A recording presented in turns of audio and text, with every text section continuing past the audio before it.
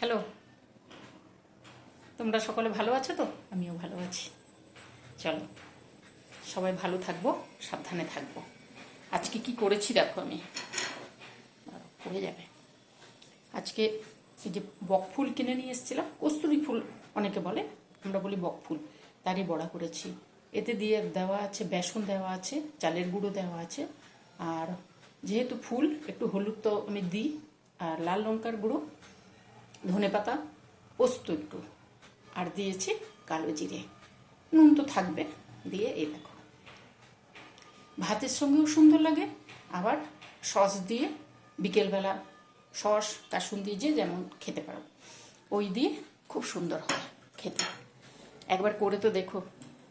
এগুলো এগুলো সবসময় তো পাওয়া যায় না, সিজনের জিনিস।